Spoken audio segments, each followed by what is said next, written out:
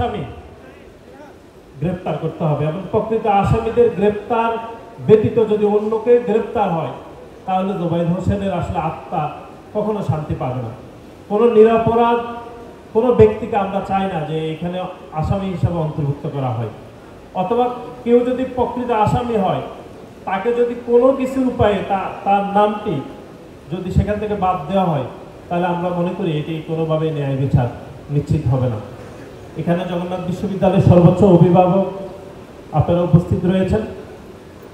আমরা মনে করি যে আপনাদের জগন্নাথ বিশ্ববিদ্যালয়ের জুবায়ের শুধুমাত্র আপনাদের বিশ্ববিদ্যালয়ের শিক্ষার্থী নয়, একই সাথে আপনাদের সন্তান তুল্য শিক্ষার্থী। সেজন্য আপনারা আমাদের পক্ষ থেকে অনুরোধ হচ্ছে যে আপনারা বিচার প্রক্রিয়া, গ্রেপ্তার, তদন্ত পুরো বিষয়টি আপনারা বিশ্ববিদ্যালয় প্রশাসন যেন শক্তভাবে মনিটরিং করে সে বিষয়ে আমি আমার পক্ষ থেকে আপনাদের নিকট উদাত্ত আহ্বান থাকবে। এবং আপনারা অনেকে এখানে যারা উপস্থিত আছেন অনেকে একটি পাবলিক বিশ্ববিদ্যালয়ে মানে ভর্তি পরীক্ষার উত্তীর্ণ হয়ে পাবলিক বিশ্ববিদ্যালয়ে পড়া এটি অনেক বেশি আসলে কষ্টসাধ্য। এবং আপনারা অনেকে নোয়াখালীর সুবর্ণচরে, আপনারা অনেকে জানেন যে এটি অত্যন্ত প্রত্যন্ত একটি এলাকা। আমার নিজেরও বাড়ি নোয়াখালী সুবর্ণচরে।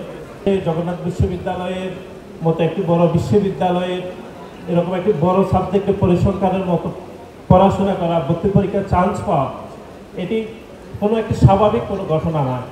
আমি মনে করি এটা অনেক বিষয় পরিশ্রম করলে, অনেক বিষয় অধ্যবসায় করতে পারলে মানুষ এরকম একটি জায়গায় আসলে পড়তে পারে। সুতরাং জগন্নাথ বিশ্ববিদ্যালয়ের এরকম একটি সাবজেক্টের শিক্ষার্থী হয়ে তাকে যেরকম অনাকাঙ্ক্ষিত এরকম একটি হত্যাকাণ্ডের শিকার হতে হয়েছে, সেজন্য আমি মনে করি বিশ্ববিদ্যালয় প্রশাসনের উচিত প্রতিটি শিক্ষার্থীর নিরাপত্তা নিশ্চিত করতে বিশ্ববিদ্যালয়ের প্রশাসনের আরও অনেক বেশি সতর্ক থাকা উচিত বলে আমি মনে করি।